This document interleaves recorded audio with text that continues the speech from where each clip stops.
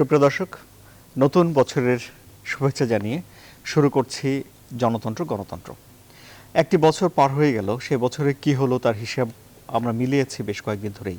কিন্তু নতুন বছরটি কেমন যাবে, বিশেষ করে রাজনৈতিক নেতারা আগামী বছরটিকে ঘিরে বা নতুন যে বছর শুরু হলো সে বছরটিকে ঘিরে কি প্রত্যাশা করছেন তা জানারও আগ্রহ কম নয়।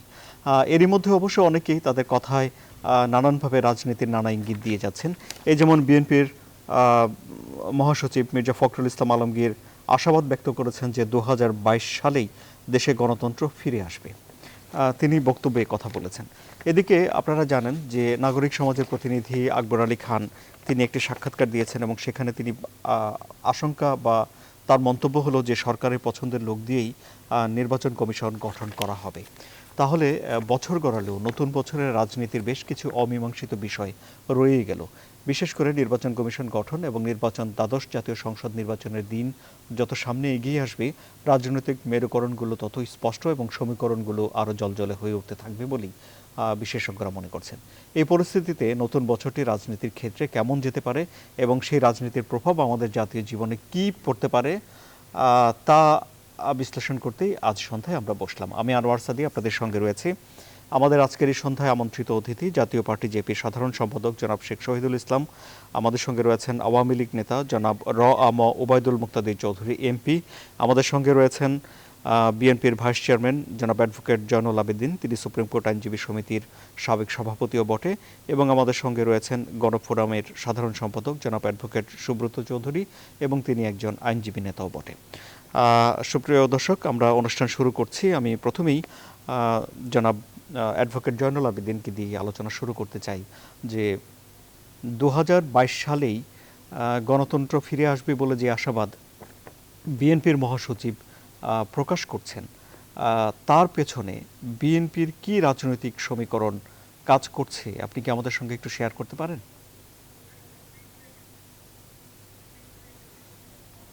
আমরা ওনার সঙ্গে যুক্ত করতে পারছি না।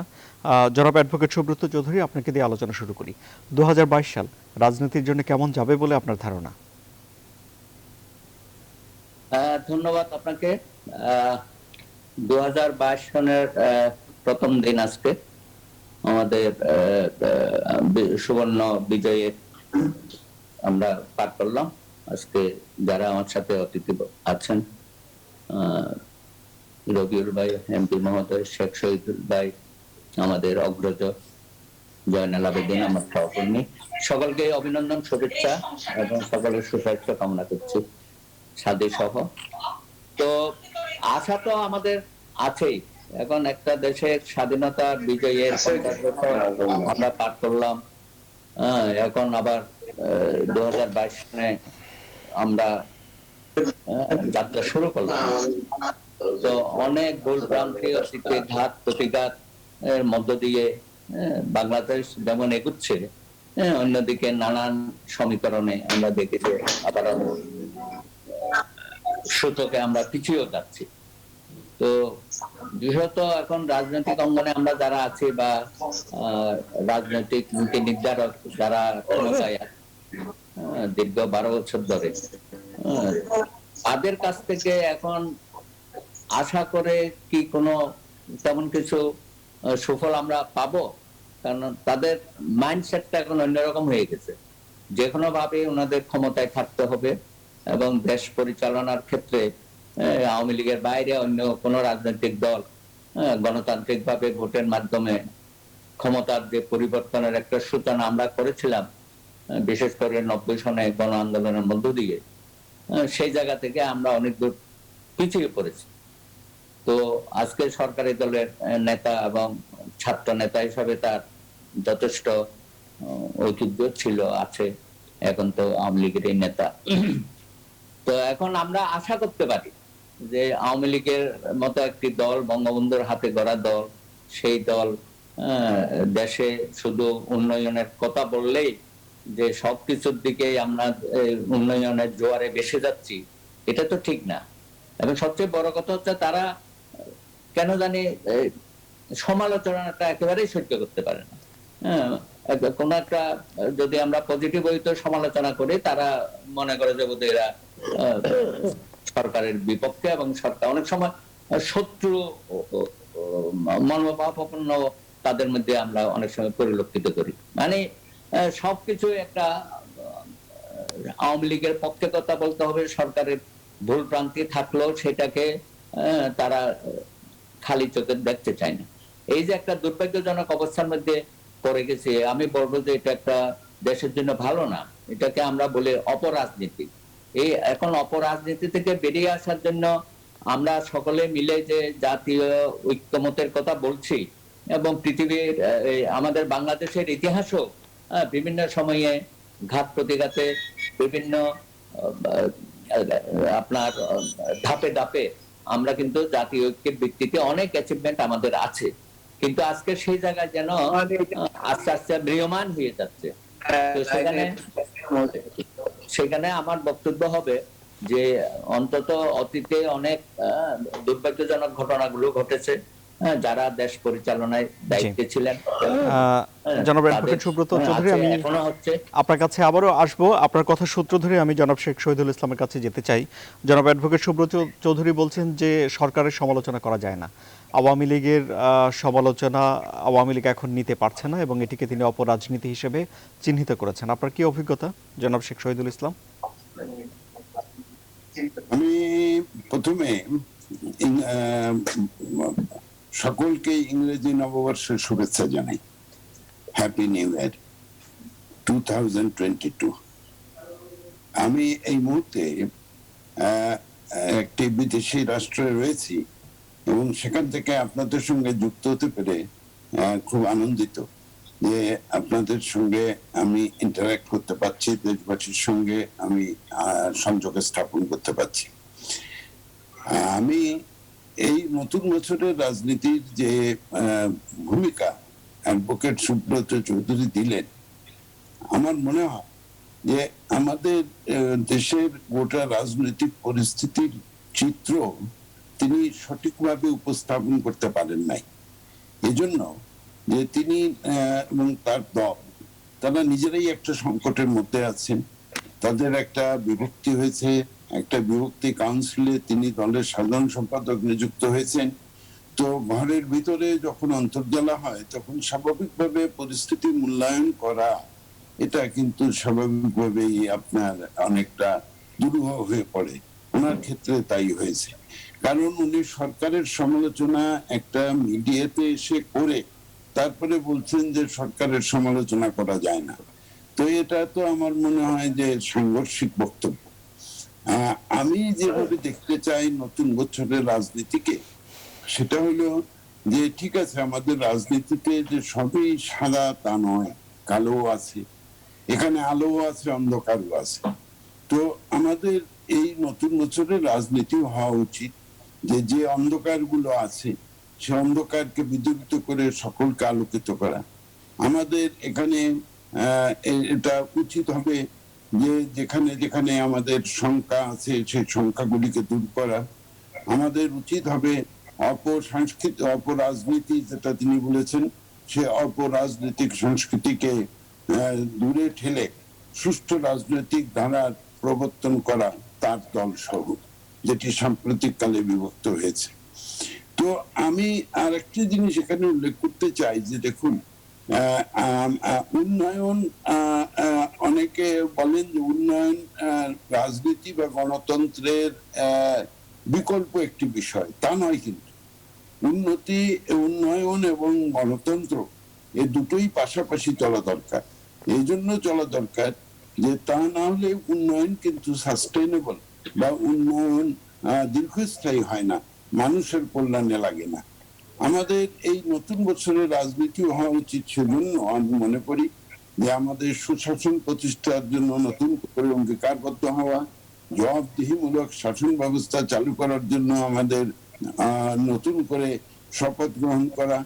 আমাদের উচিত দুর্নীতি, ক্ষুধা, দারিদ্র্যের বিরুদ্ধে সর্বাত্মক যুদ্ধ ঘোষণা করা, এবং আমাদের প্রয়োজন হলো যে আমাদের দেশ এবং জাতির কল্যাণে সম্মুখ পানে এগিয়ে যাওয়ার জন্য যেসব বাধাগুলো আছে, যেমন সাম্প্রদায়িকতা, যেখানে আছে জঙ্গিবাদ, যেখানে আছে ধর্মীয় উগ্রতা, এগুলোকে নির্মূল করার শপথ গ্রহণ করা প্রয়োজন। আমরা আমাদের সুবর্ণ জয়ন্তী, বঙ্গবন্ধুর জন্ম শতবার্ষিকী কেবল উদযাপন আমরা শেষ করলাম। আমাদের এই এই দুটো ক্ষেত্রেই মুক্তিযুদ্ধের মূল্যবোধ এবং বঙ্গবন্ধুর জীবন দর্শন, এটা যদি আমরা দেখি তাহলে দেখব যেটা আমাদের আগামী দিনে এমন একটি রাষ্ট্র প্রতিষ্ঠার জন্য আজকে শপথ নিতে হবে, আজকে আমরা অঙ্গীকারবদ্ধ হতে হবে, যেখানে ক্ষুধা দারিদ্র থাকবে না, শোষণ থাকবে না, সামাজিক ন্যায় বিচার প্রতিষ্ঠিত হবে এবং আমরা দেশকে অন্ধকার থেকে আলোর দিকে নিয়ে যেতে পারবো। যেসব ক্ষেত্রে আমরা দুর্বলতা আছে সেগুলো দূর করতে পারবো। মহাকবি গেটে যে লাস্ট মেটাফোর, লাইট মোর লাইট, সেই লাইট মোর লাইটের দিকে আমাদের অগ্রসর হতে হবে। আলো চাই, আরো আলো, এটাই হোক নতুন বছরের প্রতিজ্ঞা। অনেক ধন্যবাদ আপনাকে। আমি বিস্তারিত শোনার জন্য আবারও আপনার কাছে আসবো। জনাব অ্যাডভোকেট জয়নুল আবদিন, 2022 সালেই দেশে গণতন্ত্র ফিরে আসবে যে আশাবাদ বিএনপির তরফ থেকে মির্জা ফখরুল ইসলাম আলমগীর বলছেন, এর পেছনে বিএনপির কি সমীকরণ কাজ করছে বলে আপনার জানা আছে? ধন্যবাদ আপনাকে, ধন্যবাদ আলোচক বিন্দুদেরকে, আর যারা দর্শক শ্রোতা সহ সকলকে শুভ নববর্ষ।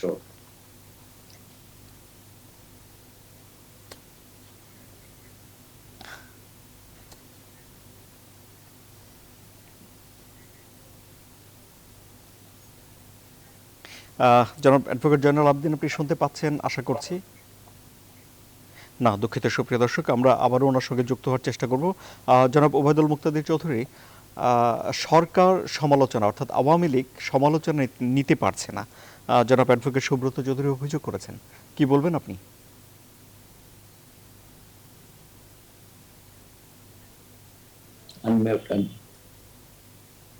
আনমিউট করেন, মিউট হয়ে আছে। জনাব মুক্তাদির চৌধুরী, আপনি নিজেকে কাইন্ডলি আনমিউট করে নিন, আমরা আপনাকে শুনতে পাচ্ছি। ধন্যবাদ, আমি আনমিউটের বিষয়টা খেয়াল করতে পারিনি। সুব্রত চৌধুরী এবং আপনাকে ধন্যবাদ। আর সুব্রত দা যা বললেন সেটার জবাব আমি আসছি, বা সে কথায় আসছি। তার আগে আপনারা এখানে যারা উপস্থিত আছেন, আমার নেতা শেখ শহীদুল ইসলাম সহ এবং দেশবাসীকে বা যারা আজকে দেখছেন আমাদেরকে, শুনছেন আমাদেরকে, সকলকে আমি নববর্ষের শুভেচ্ছা জানাই। এই আগামী যে 2022 সালের যে গ্রেগরিয়ান বর্ষ, সেটা সকলের জন্য শুভদায়ক হোক, শান্তিদায়ক হোক এবং সকলের জন্য ফলপ্রসূ হোক, এই প্রার্থনা আমার থাকবে। আমি শুধু বলতে চাই, প্রথমেই বলি, আমি শেখ শহীদুল ইসলাম সাহেব যে কথা বলেছেন, তিনি আমার গুরু এবং আমার রাজনৈতিক দীক্ষা গুরু বলতে পারেন। তার সাথে আমি পরিপূর্ণভাবে একমত। আলো চাই এবং আরো আলো চাই, এটা হলো আমার এই 22 সালকে দেখার বিষয়। আর সুব্রত যে বলেছেন যে একেবারেই সহ্য করতে পারি না, কিভাবে বলবেন উনি? ওনারা দল গড়লেন, দল ভাঙলেন, আবার ভাঙলেন, আবার গড়লেন, কোনোটাতেই তো আমরা বাধা দিইনি, কোনো খাতেই তো আমরা হস্তক্ষেপ করিনি। সরকার হস্তক্ষেপ করেছে, এইটা কি আপনি বলেন? আপনি তো সংবাদ মাধ্যমের একজন, একটি রাজনৈতিক দল, নিজেরা রাজনৈতিক দলের ভিতরে কি হবে সেখানে কি সরকারের হস্তক্ষেপ করার কথা? বাধা দেয়নি। তারা একবার সংসদে অংশগ্রহণ করছেন, আবার সংসদের বিরুদ্ধে অবস্থান নিচ্ছেন, যখন যা খুশি করছেন, কোনটাতেই তো কেউ বাধা দিচ্ছেন না। আর ওনাদের উপরে কোনো, আমার জানা মতো অন্তপক্ষে সুব্রত পার্টির সাথে যে সরকারের যে সমীকরণ, সেই সমীকরণে কোন রকমের দ্বিধাদ্বন্দ্ব আছে বলেও তো আমি দেখছি না। তেমনি আমি শুধু মনে করি যে রাজনীতিটা আজকাল মনে হয়, মানে অনেকের কথাবার্তায় মনে হয় যে এটা সরকার নির্ভর রাজনীতি। গণতন্ত্রটা এবং রাজনীতিটা সরকারের সদিচ্ছা নির্ভর রাজনীতি না। রাজনীতিকে যদি আপনি এইভাবে দেখেন, তাহলে এক ধরনের দেখতে পারেন আপনি সরকার আপনাকে বাধা দিল কি দিল না, সেটা আপনি দেখতে পারেন। আর যদি রাজনীতিটাকে মনে করেন যে আমার রাজনীতিটাকে আমি মানুষের কাছে পৌঁছে দেব, মানুষের কল্যাণে আমি কাজ করব, মানুষের কাছে দোরগোড়ায় আমার আদর্শ, আমার চিন্তা, আমার ভাবনা তুলে ধরবো, তাহলে রাজনীতিটাকে সরকারের সদিচ্ছা নির্ভর রাজনীতি করলে চলবে না। এই জন্য যে, এবং এটা কোনো রাজনীতিও নয়, সরকারের সদিচ্ছার উপরে বিরোধী দলীয় রাজনীতি চলতে পারে না। বিরোধী দল তার বক্তব্য রাখবে, তার কথা রাখবে, তার আলোচনা সমালোচনা সবই করবে, সবটাই তো তারা করছেন, কোনটা করছেন না। মির্জা ফখরুল ইসলাম আলমগীর যিনি বলেছেন যে 2022 সাল উনি আশা করেছেন যে গণতন্ত্র মানে গণতন্ত্রের জন্য মানে শুভ ফলদায়ক হবে, এরকম যে আশাবাদ ব্যক্ত করেছেন, এটা বিরোধী দলের রাজনীতি, এটা সুন্দর কথা উনি বলেছেন। ওনারা রাজনীতির নিজেরা আগে গণতন্ত্রের চর্চা করুন, নিজেদের ভিতরে গণতন্ত্রকে মানে আপনার মজবুত করুন, নিজেরা যে দলাদলি করেন, মারামারি করেন এবং বিরোধপূর্ণ অবস্থানে যান, সেটা থেকে তারা দূরে সরে আসুন। তা আমরা কিন্তু দেখেন, আমরা 12 বছর যাবৎ ক্ষমতায় আছি, বা আরো বেশি, 2009 সাল থেকে যদি এক নাগাড়ে ধরেন তাহলে 12 বছরই তো হয়। 12 বছর যাবৎ ক্ষমতায় আছে আওয়ামী লীগ। আওয়ামী লীগের ভিতরে সরকারি দল হওয়া সত্ত্বেও যদি আপনার এই পরিসংখ্যানগত দিকে যা তাকান, তাহলে দেখবেন যে বিএনপির মধ্যে যত বিরোধ, যত মারামারি, যত দাঙ্গাবাজি, তার চেয়ে আওয়ামী লীগে অনেক অনেক অনেক কম। সুতরাং এটার দ্বারাও বোঝা যায় যে আওয়ামী লীগ অনেকটাই গণতান্ত্রিক ভাবে সহনশীল। যেমন ধরেন আমি আওয়ামী রাজনীতির ভেতরে থেকেও আমি মাঝে মাঝে অনেক সমালোচনামূলক কথা বলি, কিন্তু আমার উপরে তো এই জন্য কোনো বিপদ নেমে আসছে না। আমি হেফাজতিদের বিরুদ্ধে যখন অবস্থান নেই, আমাকে এই কথা বলা হয় না যে হেফাজতিদের বিরুদ্ধে তুমি অবস্থান নিও না। এই কথা বলা হয়, আমারটাকে আমি স্বাধীনভাবে ব্যক্ত করতে পারি। সকলেই কিন্তু স্বাধীনভাবে কথা বলতেছে। মির্জা ফখরুল সাহেব বলেন, ডক্টর মোশাররফ বলেন, আমার বন্ধু, আমার ক্লাসমেট জয়নাল আবেদিন সাহেব, তিনিও তার কথা বলেন, আরো যারা আপনাদের সাথে আসেন সকলেই কিন্তু কথা বল। বাধাটা কোথায় কে দেয় আমার জানা নেই। তবে হ্যাঁ, উচ্ছৃঙ্খলতা এবং আপনার আইন ভঙ্গ করার যে রীতি আমাদের বিরোধী দলের ভেতরে কাজ করে, যেই বিরোধী দলে থাকুক না কেন, সেই ক্ষেত্রে হয়তো আইনানুগ ভাবে অনেক বাধা আসতে পারে বলে আমি মনে করি, এবং এসে থাকেও। আপনি যদি নিজের হাতে লাঠি তুলে না নেন, আপনি যদি রাস্তায় ভাঙচুর না করেন, আপনি হরতাল ডাকেন, হরতাল তো একটা স্বেচ্ছা প্রণোদিত বিষয়। আমি হরতাল ডাকলাম, আমার হরতালের ডাকে যদি মানুষ সাড়া দেয় তাহলে দিল, কিন্তু আমি হরতালকে যদি আপনার করতে চাই, এনফোর্স করতে চাই, hartal can not be enforced.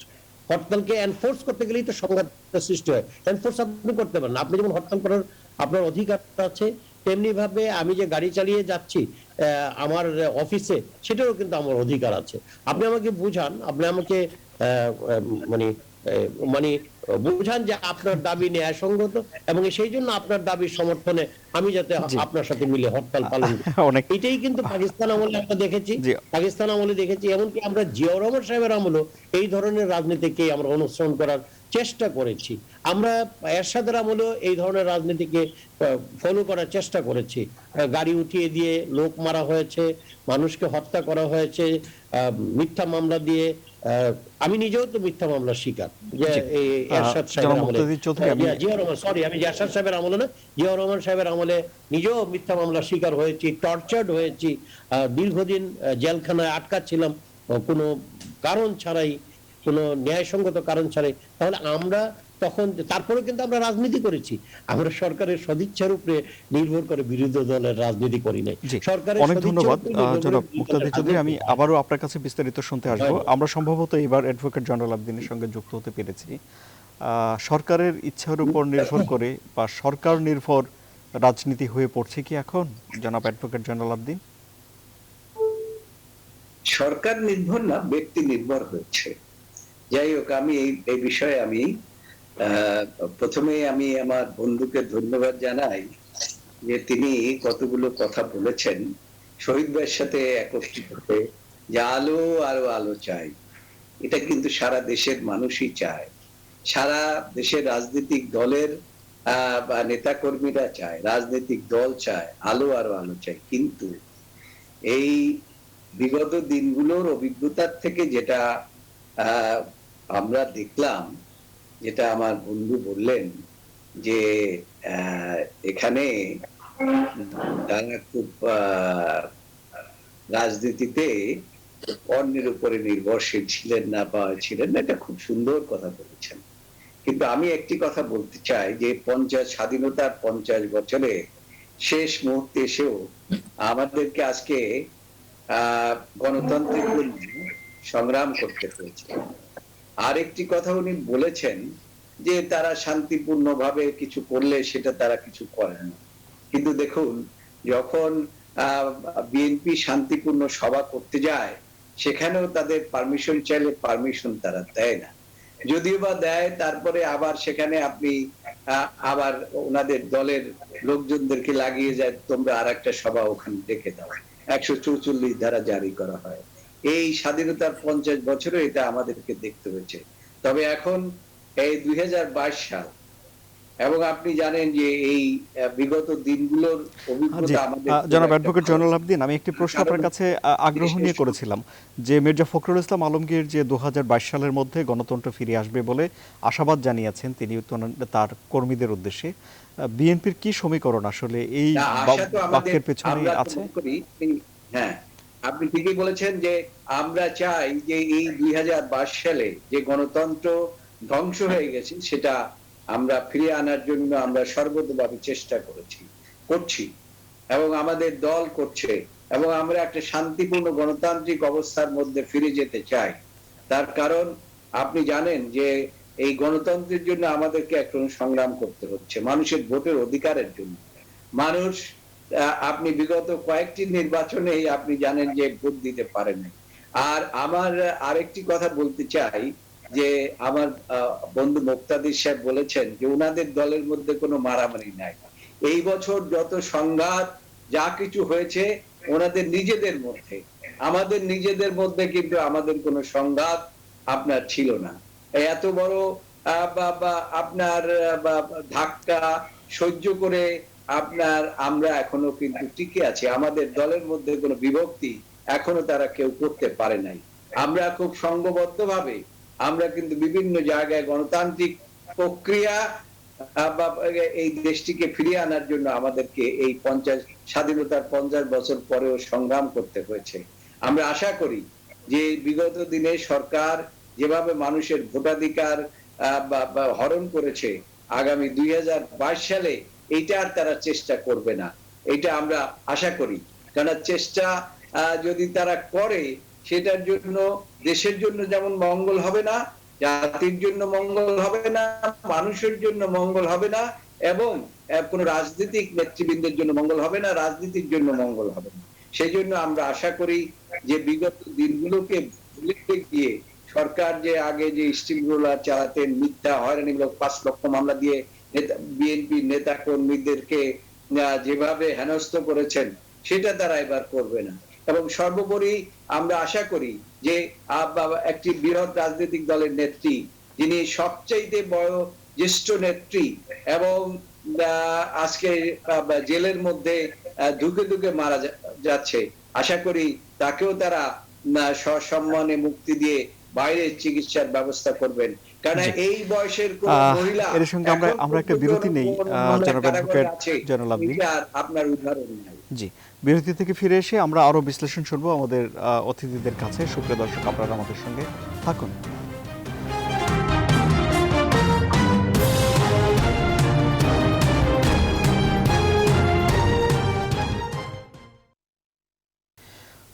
সুপ্রিয় দর্শক, নতুন বছরের প্রথম দিনে আমরা নতুন বছরের রাজনীতি কেমন হবে তার একটি পূর্বাভাস পাওয়ার চেষ্টা করছি জনতন্ত্রে গণতন্ত্রে।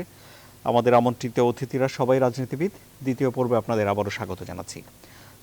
আপনারা দেখছেন সঞ্জয় স্টিল, জনতন্ত্র গণতন্ত্র। জনাব অ্যাডভোকেট সুব্রত চৌধুরী, জনাব শেখ শহীদুল ইসলাম বলছেন যে যদি ঘরের ভেতরে, আপনারা নিশ্চয়ই আমাকে শুনতে পাচ্ছেন? জি, আমরা অনুষ্ঠানে ফিরে এসেছি। জনাব অ্যাডভোকেট সুব্রত চৌধুরী, আপনি কি আমাকে শুনতে পাচ্ছেন?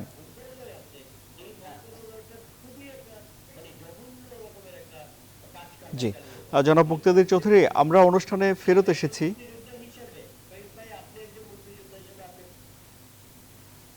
জি, জনাব অ্যাডভোকেট সুব্রত চৌধুরী, আপনি কি আমাকে শুনতে পাচ্ছেন? জি, জনাব শেখ শহীদুল ইসলাম বললেন যে দলের ভেতরে যদি অন্তর্দ্বন্দ্ব অন্তর্জালা থাকে তাহলে সার্বিক রাজনীতিটা বিশ্লেষণ একটু কঠিন হয়। সেক্ষেত্রে তিনি আপনার মত প্রকাশের সরকার সমালোচনা নিতে পারে না এই বক্তব্যের সঙ্গে তার দ্বিমত আছে, কি বলবেন আপনি? ধন্যবাদ। আসলে এই বিষয়টা আমি শহীদ ভাইয়ের সাথে বিতর্কে দিতে চাইছিলাম না, আপনি আবার এটাকে ধরিয়ে দিলেন। এগুলো পাবলিকলি ডিবেট করার বিষয় না, কারণ শহীদ ভাই তো হোসেন মোহাম্মদ এরশাদের সাথে তো থাকতে পারলেন না শেষ পর্যন্ত। তো ওনারা তো অনেক বড় দল করেছেন, স্বৈরাচারের সাথে মন্ত্রী ছিলেন, হ্যাঁ, আবার ছাত্র জীবনের অনেক গৌরবোজ্জ্বল ভূমিকাও ছিল। তো আজকে তো সেই আলোচনার বিষয় না। হ্যাঁ, এখন দলের মধ্যে নানান সময়ে টানাপোড়েন হয়, নানান বিষয়ে মতভেদ হয়, এইভাবেই চলতেছে। এবং আমাদের দেশে তো বটে, অন্যান্য দেশও রাজনৈতিক দলের মধ্যে বিভক্তি হয়, আবার এক সময়ে গিয়ে হয়তো তাদের মধ্যে আবার একীভূত হয়, এসব ইতিহাস আছে। তো বিশেষত বাম ঘরানার মধ্যে দেখেন না, কত ভাগ হয়ে যায়, কত একীভূত করার চেষ্টা হয়, আবার যে লাও সেই কদু। তো এই প্রক্রিয়ার মধ্যেই আছে। আজকে মূলত 2022 সনে যে আমরা আসলাম, সেখানে যে আশাবাদ, আশাবাদ তো অবশ্যই থাকবে, স্বপ্নও থাকবে, কিন্তু সব স্বপ্ন তো আমরা তো বাস্তবে দেখতে পারি না, অনেক সময় দুঃস্বপ্নে পরিণত হয়। তাই এখন বিগত দিনগুলো যেভাবে চলেছে, 50 বছরে, আগামী দিনগুলোকে আমরা সেভাবেই চলবো। এখানে আমরা সংবিধান মোতাবেক দেশটাকে পরিচালিত করতে পারবো না। আমরা সত্য মনুষ্যকে নিয়ে এত কথা বলি, সেই জনগণের অভিপ্রায় এবং জনগণের মতামত নিয়ে রাষ্ট্র পরিচালনা হবে, সেই জায়গাটা তো একেবারে ম্রিয়মান হয়ে যাচ্ছে দিনের পর দিন। এখন যে ডায়লগটা হচ্ছে মহামান্য রাষ্ট্রপতির সাথে, এই ডায়লগ তো আমরা 2014 2018 করেছি, সো কল সার্চ কমিটি করে নিয়োগ দেওয়া হয়েছিল। শেষ পর্যন্ত তারা কি সুষ্ঠু নির্বাচন করেছে? রফিকুদ্দিন কমিশন এবং এখন যে হুদা কমিশন একটা ইউনিয়ন পরিষদের নির্বাচন পর্যন্ত করতে পারে না। এই দুর্ভাগা দেশে একটা সুষ্ঠু ধারা রাজনীতি তো বটে, রাজনীতি অনেক বড় ব্যাপার। একটা গণতান্ত্রিক পদ্ধতিতে সরকার পরিবর্তনের যে আকাঙ্ক্ষা এবং মুক্তিযুদ্ধ যে জন্য হয়েছিল গণতন্ত্র, এবং সেখানে যে জনগণের রায়কে কার্যকর করতে দিল না তৎকালীন ইয়াহিয়া খান বা আইয়ুব খান, তো এইসব বিষয় তো আমাদের অতীত ইতিহাস আমাদের আছে, কিন্তু আমরা কেন সেই পথে হাঁটছি? কি কি অর্জন হবে আমাদের? আমি তো কোন, আজকে উনি নিজেই বলেছেন যে আমরা 12 বছর ধরে ক্ষমতায় আছি, হ্যাঁ, ভবিষ্যতে আরো থাকার জন্য এই ধরনের ডায়লগ করে আবার নতুন কোন রাত চালাকি আমাদের সামনে আসবে কিনা। হ্যাঁ, শহীদ ভাই তো, ওনাদের তো চাওয়া পাওয়া আমার মতোই, একজন এমপি পেলেই যথেষ্ট বা একজন মন্ত্রী পেলেই যথেষ্ট, ওনার তো সরকারের শরিকেই আছেন। তো এখন আমরা চাই যে সকলে মিলেমিশে একটা যেটা বলা হয় যে অনেক ধন্যবাদ জনাব অ্যাডভোকেট সুব্রত চৌধুরী, অনেক ধন্যবাদ। নীতিগত সিদ্ধান্ত আমাদের নিতে হবে। দুর্ভাগ্য আমাদের এখনো পর্যন্ত আমরা সরকার বা বিরোধী দল একসাথে অনেক ধন্যবাদ আপনাকে, আলাপ আলোচনা করার মতো সুযোগ সৃষ্টি হয় নাই। অন্তত 2022 সনে আমরা অন্তত এই আশাটা করতে পারি যে আসুন আমরা একটা টেবিলে বসে জাতীয় কতগুলো নীতি আমরা সিদ্ধান্ত গ্রহণ করি। অনেক ধন্যবাদ। আমাদের হাতে খুব একটা সময় নেই। জনাব শেখ শহীদুল ইসলাম, এক টেবিলে বসে কিছু জাতীয় ঐক্যমত্য তৈরি করা যায় কিনা জনাব অ্যাডভোকেট সুব্রত চৌধুরী মনে করছেন 2022 সালে, আপনার কি ধারণা? দেখুন, দুনিয়ার সব দেশেই এটা কিন্তু ঠিক যে কতগুলো মৌলিক বিষয়ে তারা ঐক্যমত পোষণ করেন। দলের দৃষ্টিভঙ্গি বিভিন্নতা থাকা সত্ত্বেও, কারণ জাতিকে যদি এগিয়ে নিয়ে যেতে হয় তাহলে পলিসি যেগুলো থাকে সে পলিসির একটা কন্টিনিউশন দরকার, ধারাবাহিকতা দরকার। সেক্ষেত্রে শিক্ষা, অর্থনীতি, বাণিজ্য, তারপরে আপনার স্বাস্থ্য, আমার মনে হয় এই সব ক্ষেত্রে যে নীতিমালাগুলো প্রণীত হওয়া প্রয়োজন, সেখানে সব দলকে নিয়ে বসে যদি একটা নীতিমালা প্রণয়ন করা যায়, সেটা আমি মনে করি যে সেটা সুষ্ঠু হয় এবং সেটা কোনো বাধার সম্মুখীন হয় না এবং সেটা জাতির জন্য কল্যাণকর হয়। এ বিষয়ে আমি তার সঙ্গে দ্বিমত পোষণ করব না যে জাতীয় ঐক্যমত ভিত্তিতে কিছু ক্ষেত্রে আমরা নিজেদেরকে পরিচালিত করতে পারি। তবে বিষয় হলো যে আপনি জাতীয় ঐক্যমত সৃষ্টি করতে গেলে যে মন এবং মানসিকতা নিয়ে আপনাকে আসতে হবে। এখানে আমাদের কাছে মনে হচ্ছে জনাব জয়নাল আবেদিন, জনাব সুব্রত চৌধুরী, এনাদের কথা শুনে মনে হচ্ছে যে গণতন্ত্র মানেই কেবলমাত্র ওই একটা দিন, ভোটের দিনে ভোট দেওয়া। কিন্তু গণতন্ত্র মানে কিন্তু শুধু এটা নয়। গণতন্ত্র মানে ভোটের অধিকার যেমনি আছে, তেমনি ভাতের অধিকার আছে, চাকরির অধিকার আছে, রাস্তা পাওয়ার অধিকার আছে, বিদ্যুৎ পাওয়ার অধিকার আছে। সুতরাং ওই গণতন্ত্র বলতে শুধু একদিন 5 বছরে ভোট দেওয়া এটা কিন্তু বোঝায় না। সঙ্গে সঙ্গে এই অধিকারগুলো প্রতিষ্ঠা করাকে বোঝায়। এবং সেই অধিকারগুলো প্রতিষ্ঠা করার জন্য আমার মনে হয় যে যদি আমরা ঐক্যমত পোষণ করি, তারপরে না হয় ভোটের দিন আমরা দেখতে পাবো। কিন্তু আমাদের দেশে প্রবণতাটা হলো যে সরকার যা বলে তাকেই না। এই প্রবণতাটা আমি খুবই লজ্জাস্কর ভাবে দেখি যে স্বাধীন দেশে রাজনীতিবিদদের এই প্রবণতা কেন থাকবে। এটা একটা অপর রাজনীতি সংস্কৃতি। আমাদের সাংস্কৃতিক রাজনৈতিক সংস্কৃতিটাকে সঠিক করা প্রয়োজন, পরস্পরকে আস্থা এবং বিশ্বাসে আনা প্রয়োজন, এবং প্রত্যেক রাজনীতিবিদ যেন অপরকে প্রতিপক্ষ মনে করতে পারেন, বড় জোর শত্রু মনে না করেন।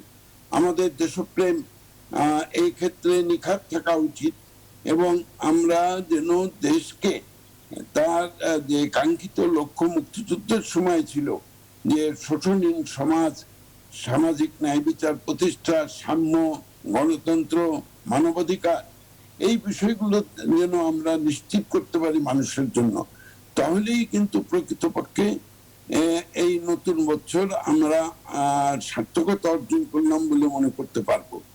আমাদের এই কথা অস্বীকার করলে চলবে না যে জাতির মধ্যে ভিন্ন মত থাকবে, এবং ভিন্ন মতটা থাকা প্রয়োজন এজন্য যে যত মত তত পথ। এবং এই যে যত মত তত পথ, সরকার ইচ্ছা করলে বিরোধী দলে কোনো ভালো সাজেশনও যাতে গ্রহণ করতে পারে, বিরোধী দলকে উচিত সেই ধরনের গঠনমূলক ভূমিকায় অবতীর্ণ হওয়া। আমি এই কথা বলতে চাই যে আমাদের দেশ এবং জাতি, এটা আমরা স্বাধীনতা অর্জন করেছি বহুত ত্যাগ এবং তিতিক্ষার বিনিময়ে।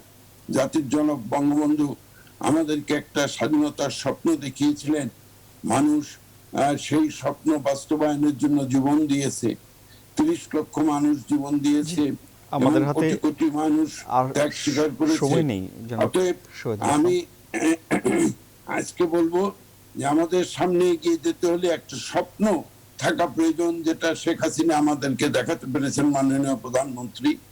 এবং আমাদের প্রয়োজন একটি কর্মমুখর বর্তমান, এবং আমাদের গৌরবময় একটা ইতিহাস, তার থেকে অনুপ্রেরণা। এই তিনটি পথে যদি আমরা এগোতে পারি। অনেক ধন্যবাদ আপনাকে। আমাদের হাতে আর সময় নেই জনাব শেখ শহীদুল ইসলাম, আমরা একটা বিরতি নিচ্ছি।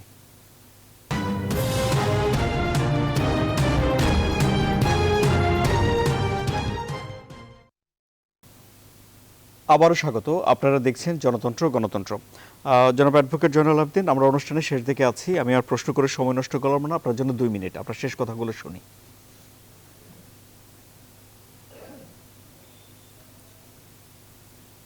বলো ভাই জয়নাল। জি, জনাব অ্যাডভোকেট জয়নাল আবেদিন, আপনি কি শুনতে পাচ্ছেন আমাকে? মানে কিছুই শুনি নাই। আচ্ছা, আপনি কি এখন শুনতে পাচ্ছেন আমাকে? আমি তোমার কথা শুনছি, কিন্তু সঞ্চালকের কথা শুনছি। 2 মিনিট তোমাকে সর্বশেষ 2 মিনিটে আপনার শেষ কথাগুলো শুনি। শুনেন, আমার সময় কিন্তু আসলেই কম দিলেন। তার কারণ প্রথম তো আমি বলতে গিয়ে আমার কানেকশনে হয়ে গিয়েছে। যাই হোক, 2 মিনিটেই আমি শেষ করি। শহীদ ভাইয়ের শেষ কথাটা দিয়ে আরম্ভ করতে চাই। সেটা হচ্ছে, শহীদ ভাই তো বললেন যে এই শুধু বছরের পরের ভোটের বিষয় না। আমার মনে হয় তিনি ভুলে গিয়েছেন যে 1991-এ আমরা যখন নির্বাচন করলাম এরশাদ সরকারের পতনের পরে, তখন কিন্তু একটা কনসেনসাসের মধ্যে দেশ পৌঁছেছিল, এবং তখন একটা আলাপ আলোচনার মাধ্যমে একটা সিদ্ধান্ত ছিল। এবং আপনার এও মনে আছে যে ওই সময় একটা রাষ্ট্রপতি সরকারের আন্ডারে আমরা নির্বাচন করে নির্বাচিত হয়েও আমরা কিন্তু ওয়াদা রক্ষা করেছি, এবং কনসেনসাস মোতাবেক দেশ চালাবার জন্য রাষ্ট্রপতির থেকে পার্লামেন্টারি সিস্টেম এসেছে শহীদ ভাই। কাজেই আমরা যে শুধুমাত্র সরকার পরিবর্তন আর এই যে ভোটের অধিকারের জন্য, আমরা ওই সময় জি। সবকিছু বিষয়গুলো আলোচনার মধ্যে ছিল। মানবাধিকার, বিচার বিভাগের স্বাধীনতা, আমাদের হাতে আর আইনের সময় নেই। শাসন কিভাবে হবে সেটা নিয়ে একটা বিষয় ছিল। তো কাজেই আমরা চাই যে আগামী দিনগুলোতে এই 2022 সনে যে মানবাধিকার হরণ হয়েছে, জি, গুম এগুলো খুন হয়েছে, এটা হবে না এবং এর থেকে জি, আপনার আমরা জনাব পরিত্রাণ অ্যাডভোকেট পাবো। জয়নাল আবদিন, দেশের- আপনার সময় শেষ। অনেক ধন্যবাদ আপনাকে। জনাব মুক্তাদির চৌধুরী, 2022 সালে মানবাধিকার লঙ্ঘন হবে না, এই নিশ্চয়তা চান জনাব অ্যাডভোকেট জয়নাল আবদিন। আপনার জন্য 2 মিনিট। ধন্যবাদ আপনাকে এবং আমার বন্ধু জয়নাল আবেদিনকে এবং আমার নেতা শেখ শহীদুল ইসলাম এবং বন্ধু সুব্রত চৌধুরী সকলকে। আমি একেবারেই সংক্ষিপ্তে বলবো, সুব্রত চৌধুরী বলেছেন সকলে মিলে আলাপ আলোচনা করে একটা সিদ্ধান্তে পৌঁছা দরকার। প্রথমত হলো যে আলাপ আলোচনা প্রয়োজন, আমি অস্বীকার করি না, কিন্তু তারপরেও বলবো আমাদের ঐক্যমতের কিন্তু একটা ভিত্তি আছে, সেটা হলো আমাদের সংবিধান। আপনি যদি সংবিধান মানেন তাহলে কোনো এবং সংবিধানের ভিত্তিতে সব কাজ করতে চান এবং সংবিধানের ভিত্তিতে সব কাজ করেন, তাহলে এমনিতেই সমস্যার সমাধান এমনিতেই হয়ে যায়। দ্বিতীয় কথা হলো, যেহেতু সমস্যা আছে সেই জন্য যদি আলোচনার যে প্রস্তাব উনি রেখেছেন আমি এটা সাপোর্ট করি এবং এই সাপোর্ট করে বলবো আলোচনার ভিত্তিও আছে। সেটি হলো যে মুক্তিযুদ্ধ, বঙ্গবন্ধু মুজিব আর সংবিধান, এর বাইরে এই তিনটাকে আপনি মৌলিক অবস্থানে রেখে আপনি যে কোনো আলোচনায় আসেন, এই আলোচনা ফলপ্রসূ হবে এবং এই আলোচনার দ্বারাই আমরা সামনে এগিয়ে যেতে পারবো। আমি মনে করি ডেমোক্রেসি একটা আমরা একটা ডেমোক্রেটিক সমাজ গড়ে তোলা দরকার। একটি অসাম্প্রদায়িক বাংলাদেশ গড়ার জন্য যা যা করা দরকার সকলে মিলে আমরা তা করতে পারবো। মুক্তিযুদ্ধ বিরোধী সকল শক্তিকে জি। বাংলাদেশের রাজনীতিতে নিষিদ্ধ করা উচিত বলে আমি মনে করি। অনেক ধন্যবাদ আপনাকে। এরই সঙ্গে আমরা শেষ করছি আজকের মতো জনতন্ত্র গণতন্ত্র। আরও খবরের বিশ্লেষণ জানতে আপনারা ভিজিট করুন news24bd.tv। সুপ্রিয় দর্শক, শেষ করার আগে আরও একবার সবাইকে শুভ নববর্ষ।